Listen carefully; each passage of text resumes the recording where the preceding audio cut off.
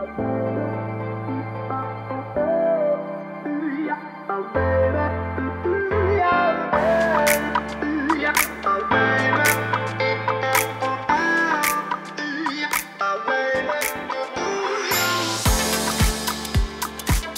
à tous.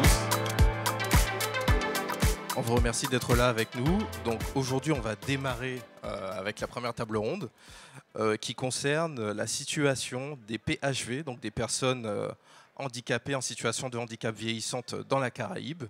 Parce que c'est vrai qu'on est dans une société où l'allongement de la vie et l'accroissement des besoins des personnes en situation de handicap vieillissante sont au cœur de toutes les préoccupations.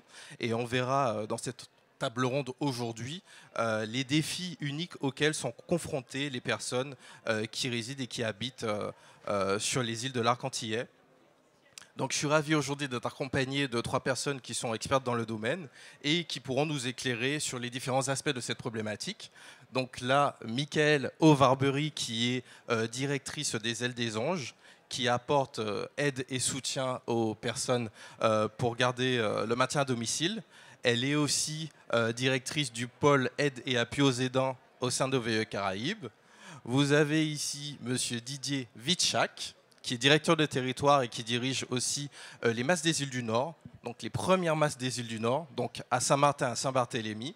Et vous avez monsieur Jeanville ici, qui est ingénieur de la politique sociale et qui est aussi administrateur d'un EHPAD en Martinique. Donc, pour commencer, je vais vous apporter quelques petits éléments de contexte pour introduire cette table ronde. Donc, c'est vrai qu'en Martinique et plus largement sur les îles de l'Arc-Antillais, le vieillissement des personnes handicapées est vraiment un phénomène majeur. Comme vous savez, la population vieillit rapidement et en 2030, on va passer le seuil des 70 personnes, 70% par exemple de la population qui seront des personnes âgées. Donc là, de 2011 à 2021, le nombre de PHV, donc personnes handicapées vieillissantes, a augmenté de 241%. Donc là, on voit vraiment que l'enjeu des accompagnements des personnes de PHV est important, doit être pris en compte au niveau politique, au niveau social. Donc aujourd'hui, pour ça, Didier, je vais te laisser la parole pour que tu puisses nous présenter les défis auxquels tu es confronté, toi, dans la gestion de tes établissements avec ce type de public. Merci Alexandre, merci à toutes et à tous. Petit élément de contexte important aujourd'hui, c'est que sur le territoire, en tout cas des îles du Nord de la Caraïbe, la prise, en tout cas l'accompagnement des personnes en situation de handicap est relativement récent, puisque les établissements médico-sociaux, en tout cas l'EF médico-social, datent de 2022-2023. Il n'existait aucune structure médico-sociale auparavant sur le territoire des îles du Nord. C'est ouvert un SAMSA en 2022, un service d'accompagnement médico-social pour adultes handicapés. Et depuis septembre 2023, une maison d'accueil spécialisée en capacité d'accueil de 42 places, dont 25 places d'hébergement. Contexte aussi où ces places d'hébergement ne sont pas encore ouvertes aujourd'hui, ce qui réduit en tout cas l'offre au niveau de l'accompagnement des personnes handicapées vieillissantes et notamment en besoin d'hébergement et d'accompagnement au quotidien pour soutenir les familles, avec des ouvertures d'accueil de jour et ce qu'on appelle d'établissements hors les murs, c'est-à-dire des équipes mobiles qui viennent à domicile étayer un peu les familles dans leur quotidien. Sur un plan aussi du vieillissement, on a aujourd'hui sur l'offre médico-sociale que 2 structures EHPAD à Saint-Martin et à Saint-Barth, relativement petites, puisque c'est 28 places d'hébergement à Saint-Barthélemy, établissement vieillissant qui a besoin d'être restructuré entièrement, et un établissement de 30 places à Saint-Barthélemy qui est relativement neuf, lui, est bien doté, en tout cas sur un territoire un peu plus riche sur, de la Caraïbe que tout le monde comprend au niveau de Saint-Barthélemy. Nous sommes confrontés aujourd'hui effectivement à pouvoir accueillir des personnes en situation de handicap et notamment vieillissantes dans un parcours, je dirais, qui est complexe. Un parcours complexe parce que sur l'organisation de l'accueil, on voit aujourd'hui, nous, sur la complexité entre organiser un accueil et puis tout un parcours au niveau du vieillissement. Voilà. Ce qui nous permet aujourd'hui de travailler aussi notamment avec la MDPH sur du repérage. Les maisons départementales, en tout cas sur des personnes en situation de handicap, on peut de données chiffrées sur... et donc à nous, structures, de pouvoir engager en tout cas ce repérage-là. Je vais vous donner des exemples simples pour qu'on comprenne à peu près la situation sur quelques situations, puisqu'il faut être pragmatique aussi sur le quotidien.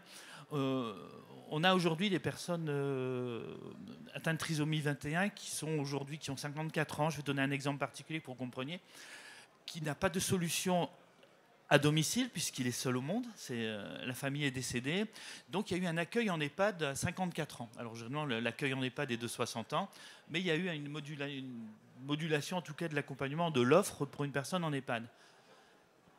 Le problème, c'est que c'est un accompagnement médico-social. Donc ce qu'on a travaillé, c'est une mutualisation en tout cas de moyens entre la maison d'accueil spécialisée et l'EHPAD. C'est-à-dire pouvoir fournir à une personne qui est accueillie aujourd'hui en EHPAD d'avoir une possibilité d'accueil de jour à la maison d'accueil spécialisée. Ce qui permet en tout cas de pouvoir travailler sur un parcours soins et un parcours aussi de maintien des potentialités, des capacités des personnes handicapées vieillissantes. Un autre point important aussi dans c'est aussi d'être force de proposition aussi pour pouvoir accompagner les personnes handicapées vieillissantes. Alors notre projection aujourd'hui, elle est travaillée notamment avec les agences de santé, l'agence de santé de Guadeloupe, ou sur ce qu'on appelle des unités PHV. Alors il y a eu un appel à projet qui avait été lancé par la Guadeloupe en 2023, qui n'a pas été aujourd'hui en tout cas comblé. Mais c'est de pouvoir être en force de proposition, c'est-à-dire comment on va pouvoir, nous en tout cas, proposer un accompagnement, je dirais, mixte par rapport à ça. Ce qui est important, c'est de réfléchir en tout cas dans nos projets d'établissement. Je pense que c'est ça aussi qui va pouvoir révéler des réponses entre nos projets d'établissement et nos futurs CEPOM, les contrats pluriannuels d'objectifs et de moyens, de les construire avec les agences de santé pour apporter une réponse et donner du lien entre effectivement la personne vieillissante, entre sa place aujourd'hui en établissement médico-social, le relais aussi avec les EHPAD et surtout l'accompagnement à domicile. Nous avons aujourd'hui, ouvert une plateforme de répit personnes en situation de handicap, mais je vais passer le relais aujourd'hui avec Michael, qui est sur l'aide à domicile, en tout cas un élément de réponse. Oui, bonjour à tous. Donc, Michael Overbury, directrice de l'association Les Ailes des Anges, et aussi directrice adjointe du pôle appui aux aidants d'Auvergne-Caraïbes. Et dans ces deux fonctions, je me retrouve confrontée effectivement à cette problématique des personnes en situation de handicap vieillissantes.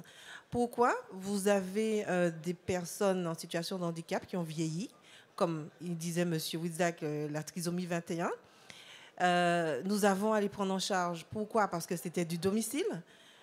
Souvent, les familles, structurellement, culturellement, gardent les enfants en situation de handicap ou les personnes en situation de handicap. Mais vous avez aussi l'aidant qui a vieilli. Et quand l'aidant vieillit, ne peut plus s'occuper de la personne en situation de handicap, ça devient difficile. Donc, on a une prise en charge, en fait, des deux côtés. On doit prendre en charge le couple aidant-aidé à ce moment-là.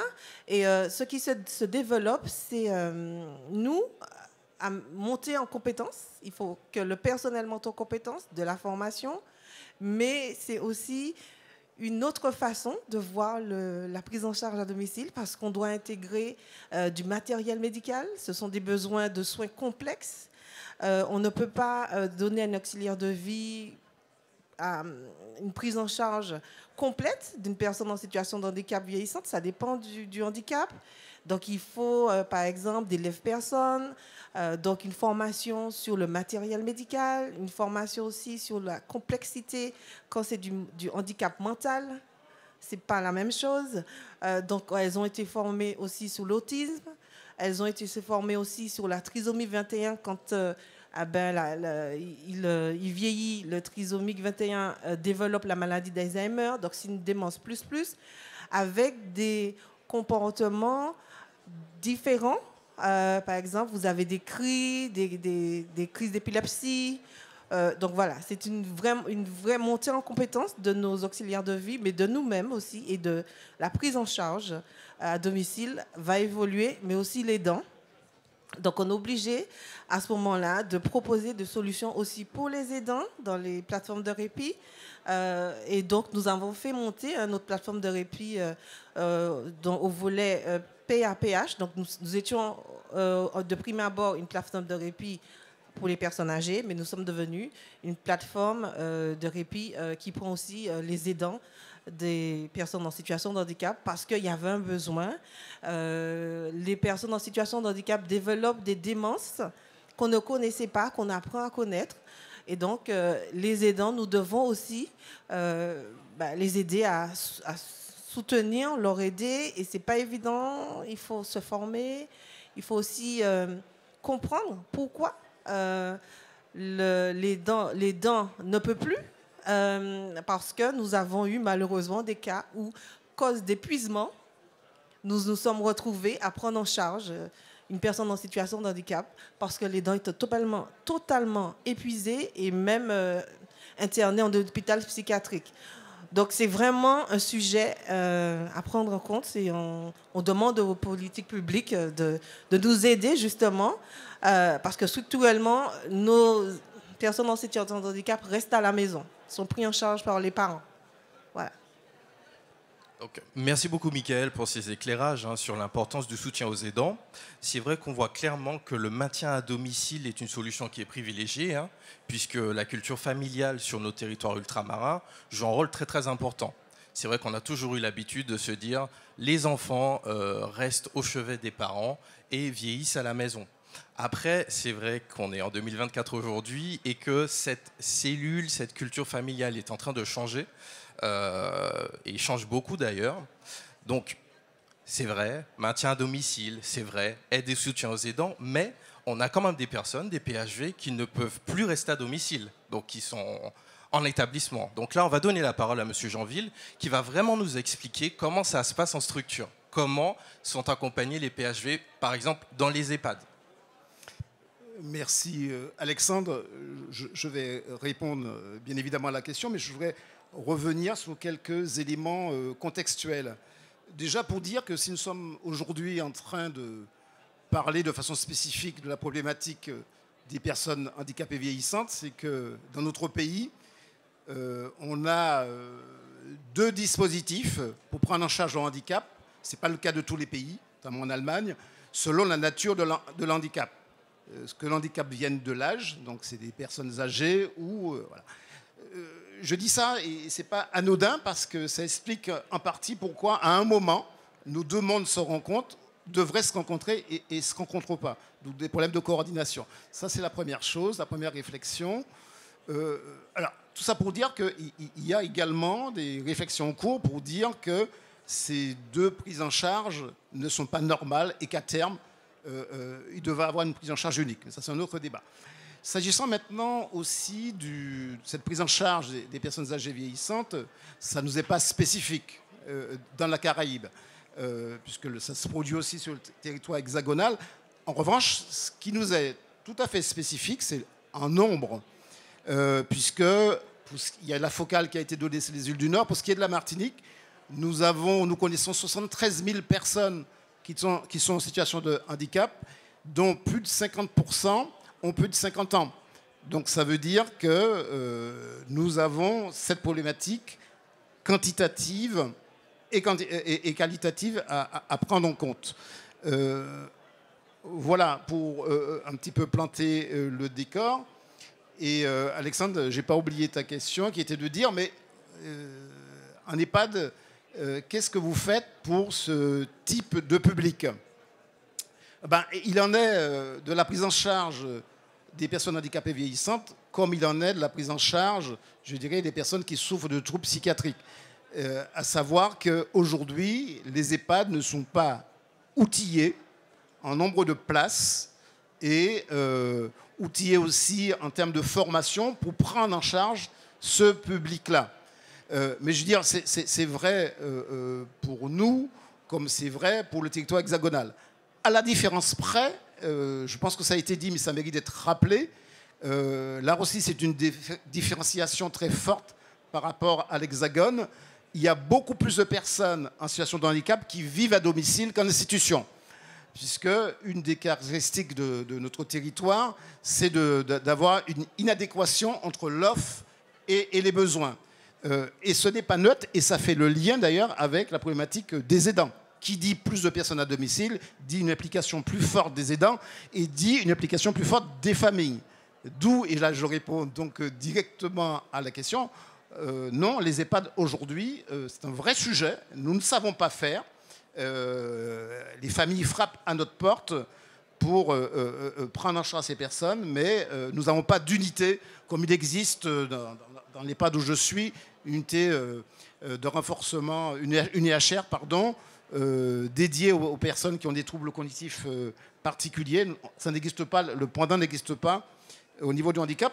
D'ailleurs, ça a été émis tout à l'heure, peut-être faut-il penser aux interfaces, à des liens, justement, des temps entre les différentes structures, les structures qui sont spécialisées dans le handicap et des structures qui sont spécialisées dans le vieillissement. C'est une piste à explorer. Voilà, du coup, je ne sais pas si j'ai répondu totalement à la question, en tout cas j'ai essayé. Tout à fait, et c'est vrai que là on a planté le décor, on a parlé des problématiques, des défis que vous rencontrez au quotidien.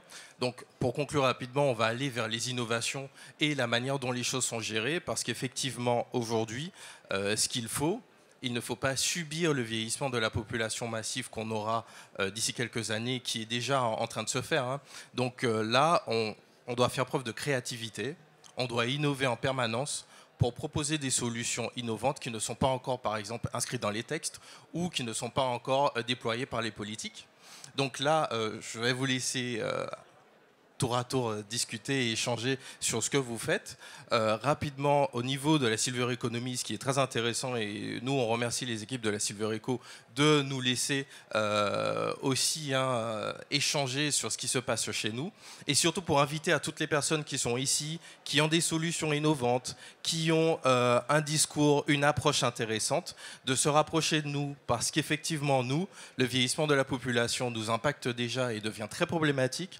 Donc l'idée, c'est de faire un hub et d'être une sorte de laboratoire qui permette de tester des choses. On est quand même sur une île, le territoire est assez petit, donc ça peut être très intéressant de tester des solutions et aussi de monter des modèles qui pourront être déployés, par exemple, en France hexagonale.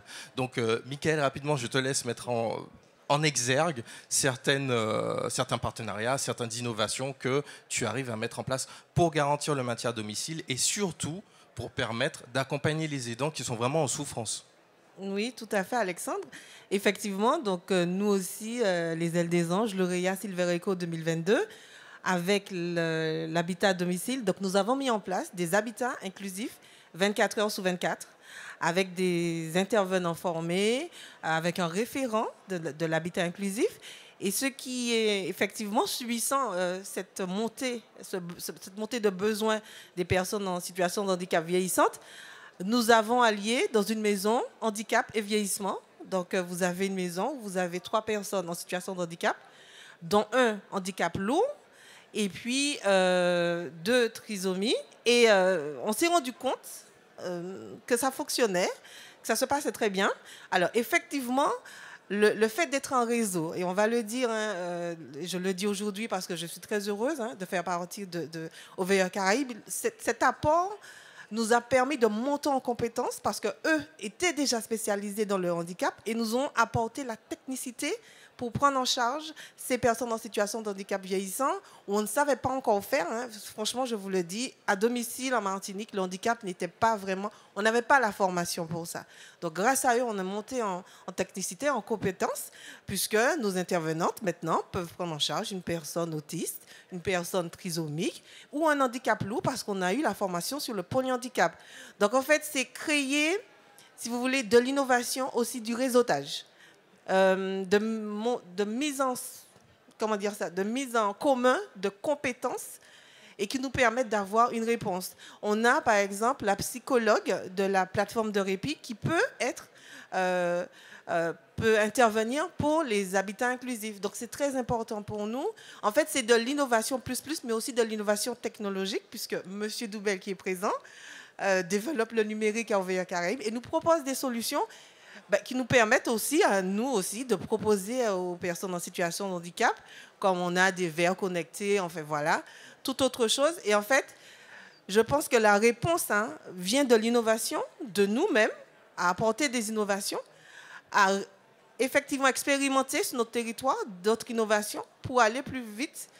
Parce que, je ne vais pas vous cacher, à ce jour, nous avons une centaine de personnes en liste d'attente. Voilà. Et c'est vrai que OVE Caraïbes est plus qu'une organisation gestionnaire d'établissement. On est vraiment un réseau de partenariats, un réseau de soutien en faveur des populations martiniquaises, guadeloupéennes, saint-martinoises, Saint-Barthélemy, île anglaise et aussi île hispanophone. Donc là, Didier, tu pourras peut-être mettre en avant un partenariat qu'on a eu grâce à la Silver Economy, que tu pourras peut-être mettre en place dans tes établissements. Merci Alexandre, effectivement. Juste un petit point d'innovation, c'est aussi sur nos territoires, c'est comment on réfléchit ensemble, je reviens sur l'offre et sur le parcours, et le lien notamment entre la masse et l'EHPAD. Parce qu'il y a peut-être aussi à réfléchir à quelque chose avec ces deux entités, en tout cas qui ont le PAPH et qui deviendrait PAHV, PAHV, à nous de réfléchir cette innovation-là.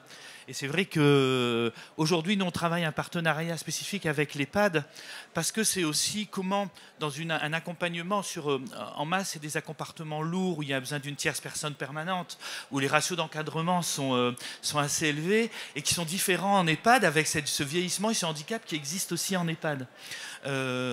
Donc, c'est comment on articule ça. Nous, en tout cas, on y réfléchit, on a discuté avec M. Jeanville, c'est aussi comment on peut chacun mettre à disposition des services qui vont pouvoir aider aussi l'autre. Exemple, le développement d'un accueil de jour. Et l'accueil de jour, on peut aussi avoir des personnes, en tout cas sur l'EHPAD, qui pourraient peut-être bénéficier, dans le cadre d'accords et notamment dans ces unités personnes handicapées vieillissantes, cette articulation-là. Deuxième articulation importante, c'est vrai que dans nos schémas, c'est comment on prévient aussi le vieillissement des personnes en situation de handicap. Et grâce à la Silver Economy, nous avons fait en tout cas un partenariat avec Silverform qui propose en tout cas des parcours, ce qu'on appelle des parcours isocinétiques, c'est-à-dire un parcours sur plusieurs ateliers qui vont permettre à la personne en situation de handicap, en tout cas de maintenir une activité physique, surtout sur les personnes qui ont des problématiques handicap de type cérébro-lésé, des accidentés, des personnes en déficience psychique, parce que aussi il faut penser que la déficience psychique, elle inclut aussi sur les comportements. Donc je sais, je vais devoir faire très vite. Et donc on a répondu à un appel à projet pour pouvoir justement implanter un parcours isocinétique pour la prévention justement du vieillissement des personnes en situation de handicap. Et Alain, je vais te laisser la parole pour terminer justement, pour mettre en avant les innovations, les partenariats, les choses qu'on peut mettre en place pour permettre au PHV de bien vieillir. Et ça dans un temps compté, très court. Ça va être un défi. Alors, dans les défis que nous avons identifiés, effectivement, mais j'irai très très vite, il y a le défi sociétal. En fait, c'est la place de ces personnes en situation de handicap dans la cité. C'est tout le défi de l'inclusion. Il y a le défi économique, tu l'as dit, à travers un prisme qui est le développement de la silver economy, mais un défi aussi de l'emploi, des services à la personne, du point de soin, du care, peu importe, dans un contexte très marqué par le chômage. Je pense qu'il y a un champ à investir, mais à condition qu'on fasse une GPEC, une cartographie des besoins à 10 ans. Je pense que c'est possible. Il y a le défi financier, parce que ça va peser sur les politiques publiques en termes financiers. Et puis surtout le défi sur l'offre, parce que nous avons vu, et ce chiffre, en tout cas pour la Martinique, 43 000 personnes en situation de handicap, 50% qui ont plus de 50 ans. Comment on va, et 50 ans, c'est l'entrée en vieillissement pour les personnes en situation de handicap. Et comment on va répondre à ce besoin. Donc voilà, je voulais également surtout insister sur, comment transformer en fait une contrainte en opportunité. Parce que les constats sont là, ils sont ce qu'ils sont. Pour autant, comment peut-on expérimenter, innover à partir de notre écosystème, qui n'est pas celui de l'Hexagone. Alors, il y a la dimension accompagnement familial, Alexandre l'évoquait, mais y compris ce modèle est questionné aujourd'hui à travers les mutations, justement, de la famille. Comme partout, les enfants sont de moins en moins présents, d'autant que nous avons un mouvement de 3500 jeunes qui partent chaque année et qui fondent leur famille ailleurs qu'à la Martinique ou en Guadeloupe. Donc il y a quand même ce modèle-là qui a longtemps exister. C'est peut-être ce qui explique aussi cette prédominance de la présence à domicile.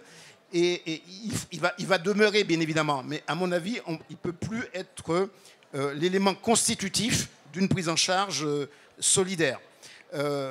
Voilà, donc, du coup, j'ai un peu perdu le fil de ce que je veux dire. Oui, donc, opportunité en développant des politiques publiques innovantes, la silver economy, mais, et je terminerai par ça, ça suppose, indépendamment des acteurs de terrain qui font et qui innovent tous les jours, mais il faut que ce soit appuyé quand même par des politiques publiques puissantes, parce qu'il faut quand même quelques moyens financiers.